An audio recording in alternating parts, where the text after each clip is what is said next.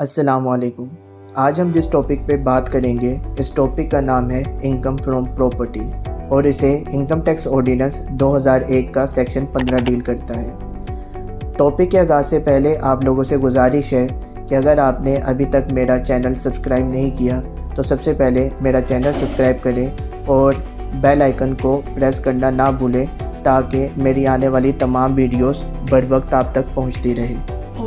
Income के 5 heads होते हैं: income from salary, income from property, income from business, capital gains, income from other sources. लेकिन आज हम बात करेंगे इनकम फ्रॉम प्रॉपर्टी की, जिसका सेक्शन 15 है।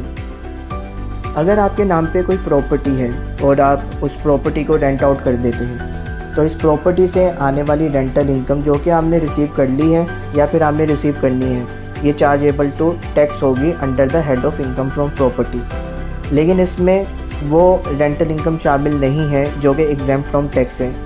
मसलन अगर आपके नाम पे एग्रीकल्चर लैंड है और उस एग्रीकल्चर लैंड से रेंटल इनकम आ रही है तो वो एग्जाम्प्ट फ्रॉम टैक्स है। और ऐसे ही अगर तो आप एनजीओ है और आप रेंटल इनकम रिसीव करते हैं तो आप एग्जाम्प्ट फ्रॉम टैक्स होंगे।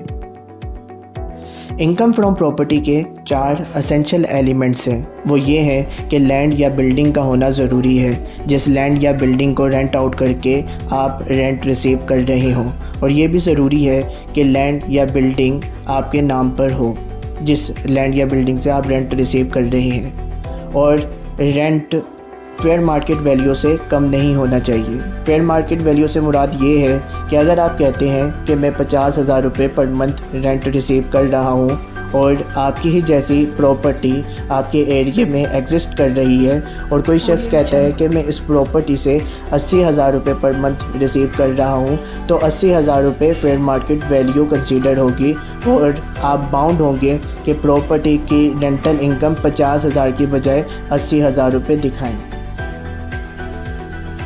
रेंटल इनकम में 5 चीज़ें शामिल हैं। सबसे पहले रेंट जो कि आपने रिसीव किया है या फिर आपने रिसीव करना है, लेकिन ये मद्देनज़र रहे कि ये फेयर मार्केट वैल्यू से कम ना हो।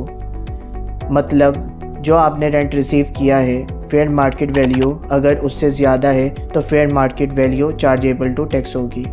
सेकंड नंबर पे आता है फॉरफिटेड डिपॉजिट। फॉरफिटेड डिपॉजिट से मुराद है कि अगर आपने कोई प्रॉपर्टी सेल करनी थी और उसका बयाना किया और बयाने की रकम आपने वसूल कर ली, लेकिन परचेज़र किसी वजह से उस प्रॉपर्टी को परचेज़ नहीं करता और आप ये बयाने की रकम फॉरफिट यानी अपने कब्ज़े में ले लेते हैं, तो ये रकम भी chargeable to tax under the head of income from property होगी। इसके अलावा अगर कोई खर्चा आपका टेनेंट करता है जो कि आपने करने थे, वो इखराजात भी chargeable to tax under the head of income from property होंगे। इसके अलावा अगर आप अपनी प्रॉपर्टी रेंट आउट करते हैं और आप सिक्योरिटी के तौर पे कुछ रकम ले लेते हैं तो उस रकम का 1/10 भी चार्जेबल टू टैक्स होगा। और अगर कोई रेंट इरिकवरेबल था और जो आपको अब रिसीव हो गया है तो ये भी चार्जेबल टू टैक्स होगा। इनकम फ्रॉम प्रॉपर्टी में से 10 झेल डिडक्शंस अलाउ हैं। Repair charges rent chargeable to tax का 1/5 तक अलाउ है। Insurance premium, rate tax and cess, ground rent, profit on debt, share in rent paid और payable by the person to HBFC और the bank in the year under that scheme of financing, amount of profit और interest paid on mortgage और charge if any expenditure by the person for the purpose of driving rent, maximum limit 4% of rent chargeable to tax, legal charges on suit और unpaid rent। Tax year 2022 से पहले सिर्फ company के case में income from property normal tax regime का part थी, जबकि individual और AOP के केस में ये सेपरेट ब्लॉक इनकम थी। सेपरेट ब्लॉक इनकम से मुराद ये है कि इसके अलग से स्लैब रेट्स दिए गए थे जिसके मुताबिक इसकी टैक्स लायबिलिटी निकाली जाती थी और ये टैक्सेबल इनकम में शामिल नहीं थी, बल्कि ये फाइनल टैक्स रिजिम का पार्ट थी। टैक्स ईयर 2022 में अमेंडमेंट हुई और इंडिविजुअल और AOP के केस में भी इनकम फ्रॉम प्रॉपर्टी को नॉर्मल टैक्स रिजिम में शामिल कर दिया गया और इसके एक्सपेंसेस को अलाउ कर दिया गया। अगर आपका टेनेंट विदहोल्डिंग एजेंट है तो वो रेंट पे करने से पहले इन स्लैब रेट्स के मुताबिक टैक्स विदहोल्ड करेगा, फिर आपको नेट अमाउंट पे करेगा।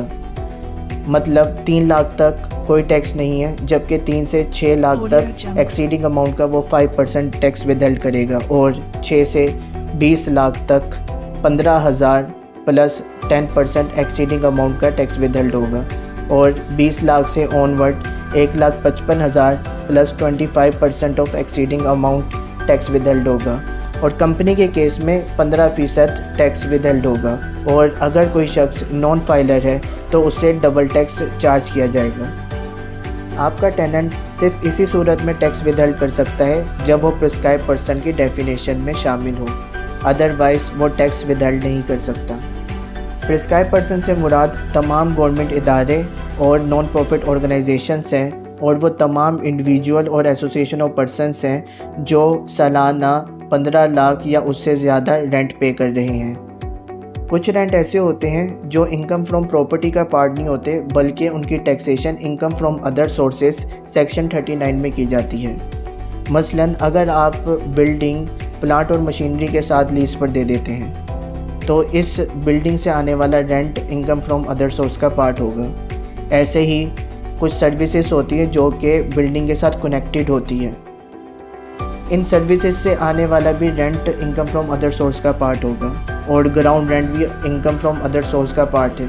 और अगर आप रेंट पे कोई जगह लेते हैं और उसे सब रेंट कर देते हैं या सब लीज कर देते हैं तो इस लैंड या बिल्डिंग से आने वाला भी rent income from other source का पार्ट होगा।